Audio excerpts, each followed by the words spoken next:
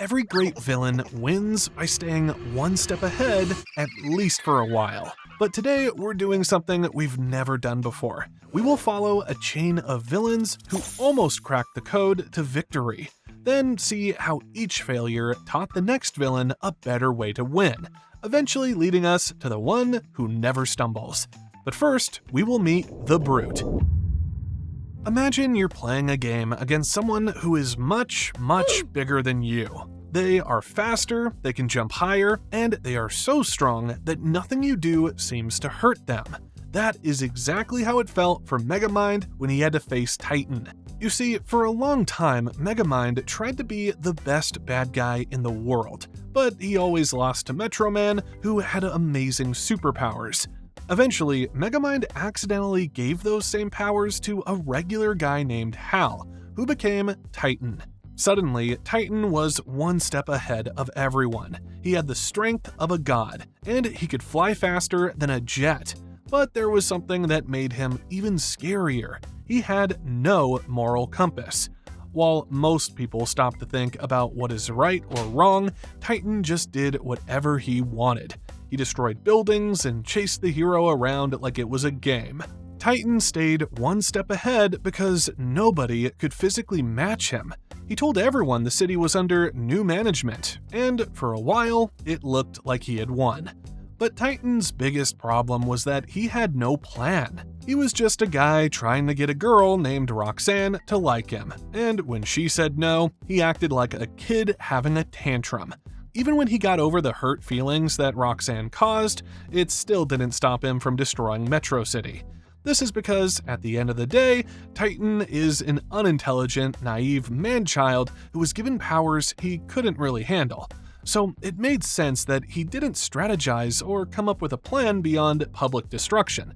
This is also why it was easy for Megamind to defeat him. Just like that, the god was turned back into a regular guy. The lesson here is that being the strongest is a relatively dumb advantage. If you don't have a plan and you let your emotions take over, you will eventually leave a gap for the hero to exploit. Power without a plan is just a countdown to failure.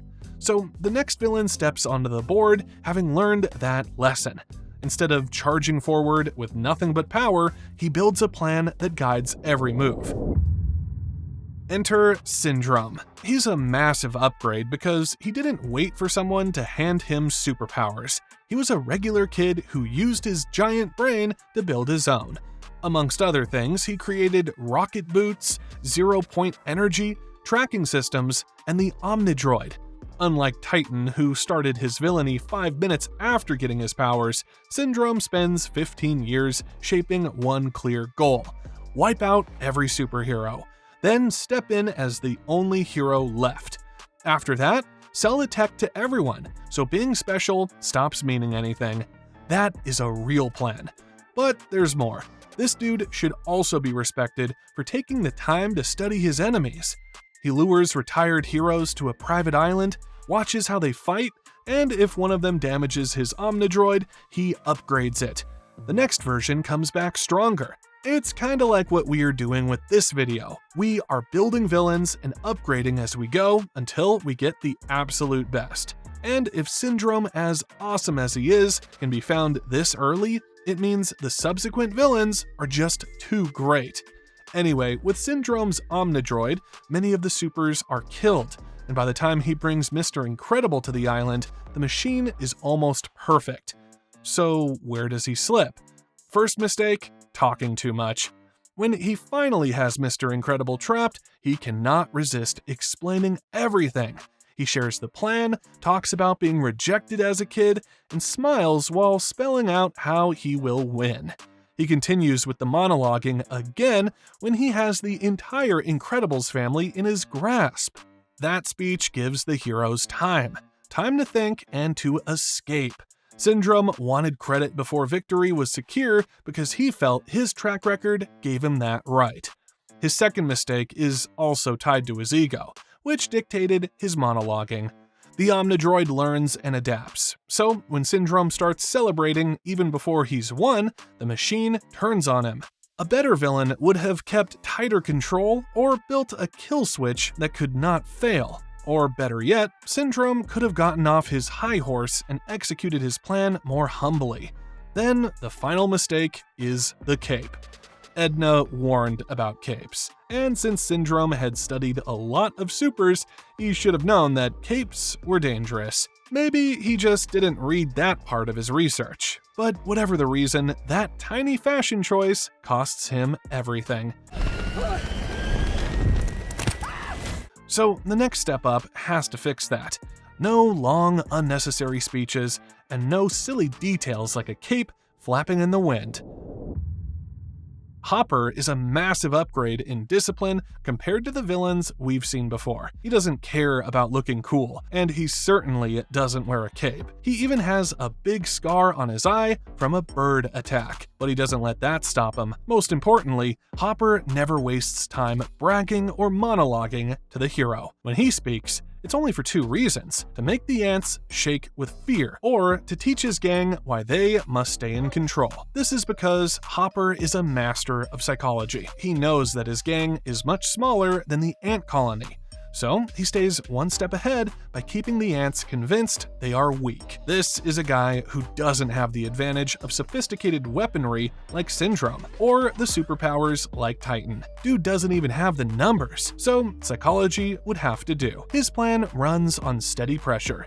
He returns again and again to collect food, even though he doesn't need it, because his visits keep the ants scared. But even better, he watches for signs of courage. So when Flick stands up to him, Hopper understands the danger right away. He knows that one brave voice can spread like wildfire. Yet this is where he makes his own mistake. He sees the threat, but he doesn't finish it off. At least, not immediately. He lets Flick live after that first challenge. He trusts that fear will handle the rest. He also delays his return, which gives Flick the time to find even more courage and think up an idea to defeat the grasshoppers. While Hopper believes the colony is still trapped in terror, Flick was creating a fake bird and nurturing the spirits of the ants. By the time Hopper comes back, the bird is ready. Even when Hopper finds out that it was a trick and decides to kill Flick, it is already too late. Flick was no longer afraid of him, and soon, neither were the other ants. The ants keep the food, and the grasshoppers leave. After that, Hopper didn't take long before he was killed. Look, Hopper is an absolutely smart and fantastic villain, but his hesitation to take action sealed his fate. So the next villain would have to rise above him by keeping that lesson close and by eliminating every small threat as if it could grow into something deadly. This is where Azula shines. First, she carries everything the earlier villains have. You can call her the Brute due to the violence she exerts with her firebending abilities. She backs this up with strategic planning, and her goal stays clear from the start. She wants her father's praise, she wants to stand above her brother, and she wants the Avatar gone. Every move she makes pushes toward that end. But more than Hopper could manage, she stays one step ahead by not hesitating to pull the trigger.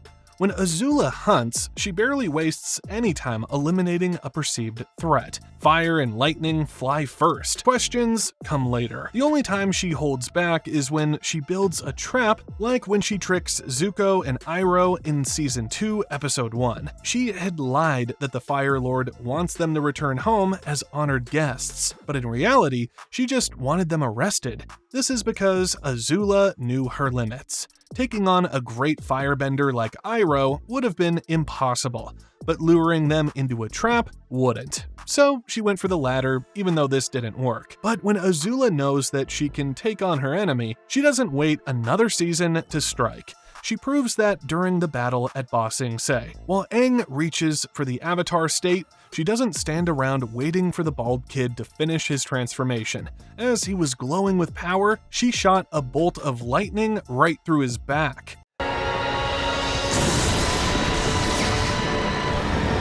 Aang was clinically dead, and it took a literal miracle with magic spirit water to bring him back.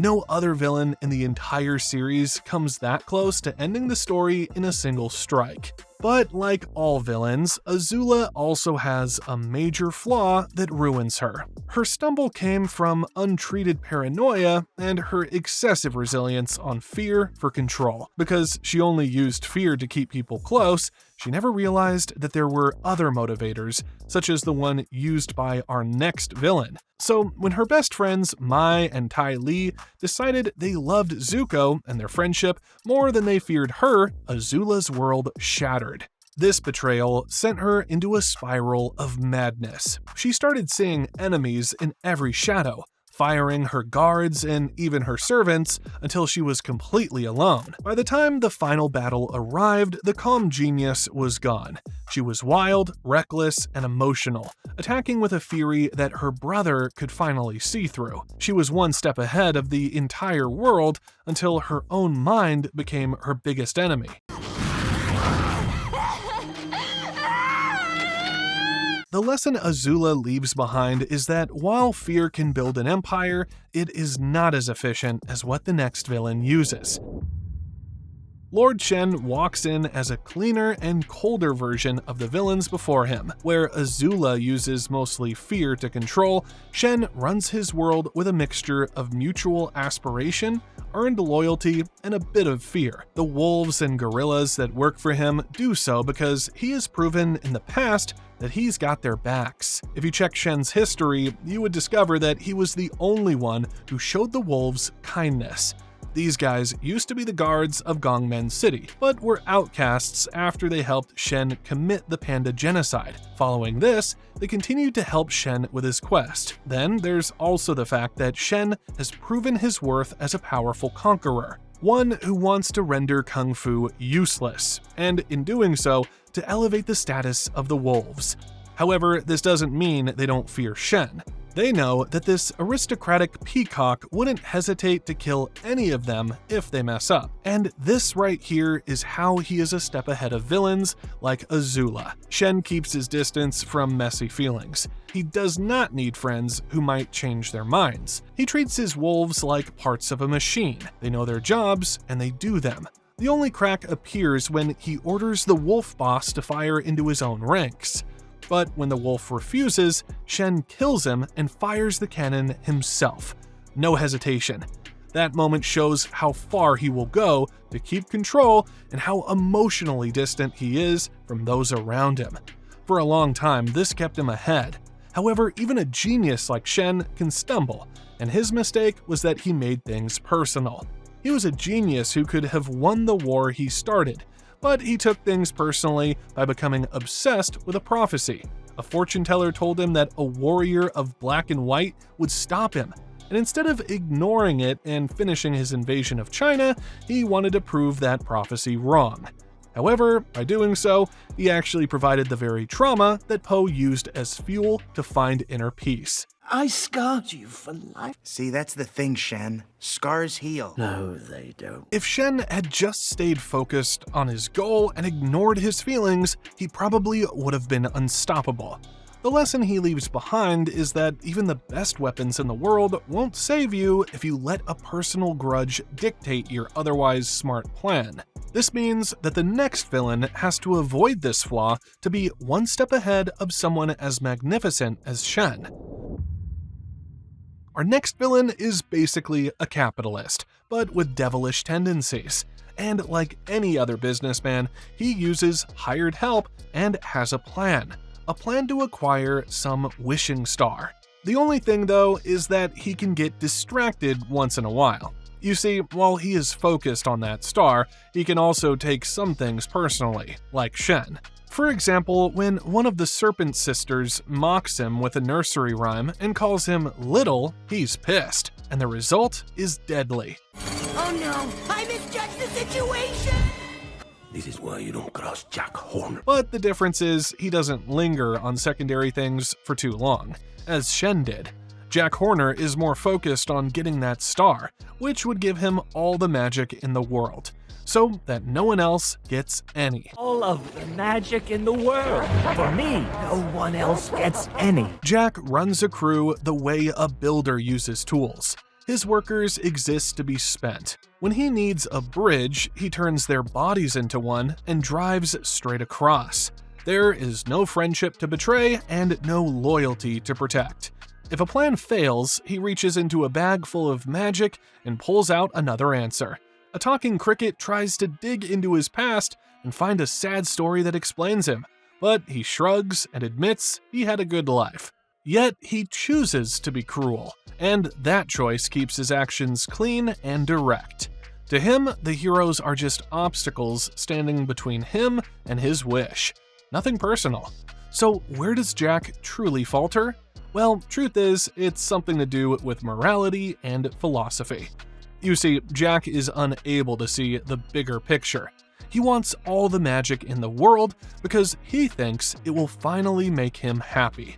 He is so focused on the star that he fails to see what Puss in Boots eventually realizes, that contentment comes from the people around you, not the power you grab.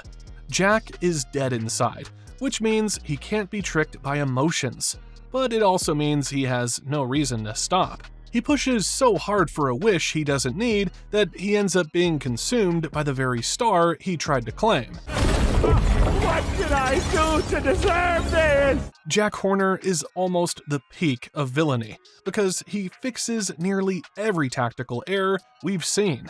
This means that the villain ahead of him has to be something that is, well, the bigger picture. Our final step brings us to the absolute peak of our ladder. This villain is a shadow that has been following every step from the start. The others needed plans, weapons, and armies to stay ahead, but this hunter needs none of that. He waits where every road ends, calm and patient, while everyone else runs toward him. Every swing of a sword and every clever escape only pulls his target closer. He carries no fragile machine and commands no army that can fall apart. His advantage comes from what he represents. Villains like Lord Shen and Jack Horner chased power so hard that they forgot everyone else shares the same finish line. In Puss in Boots: The Last Wish, that villain finally steps into the light, and we realize he has held the strongest position from the very beginning. Bounty hunter, you are death. And the insane part is that Death doesn't have to play by the rules. In fact, the rules don't apply to him at all. Most villains fall because they get cocky or wear a cape, but Death does whatever he wants. He wears a big flowing hooded poncho. He monologues whenever he feels like it, and he even admits to cheating. When one of Puss's past lives called him out for hunting a cat who was still alive, Death doesn't argue. Don't tell. Run, Puss in Boots! Make the way! He knew he wasn't supposed to take a life before its time, but he simply didn't care. He was a hunter who found the scent of fear intoxicating. However, even the ultimate force of the universe made one tiny mistake. He played with his food for too long. By dragging out the hunt and enjoying the chase, he gave Puss just enough time to realize that his life was actually worth something.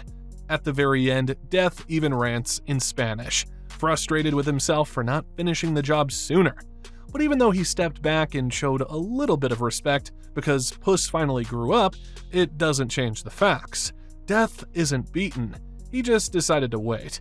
By putting him at the very end of our list, we see the ultimate evolution. He is the only one who has never truly been behind. You can't outrun him, outthink him, and you certainly can't hide from him. You know we will meet again, right? Sí, hasta la muerte. He is the inevitable end to every story, and that makes him probably the greatest villain of all. Now, aside from giving us some of the greatest villains ever, Puss in Boots also does something great even before it hit theaters in 2022. It released one of the best trailers, which has all the elements that make a teaser amazing. In case you're wondering what those elements are, go check out this video.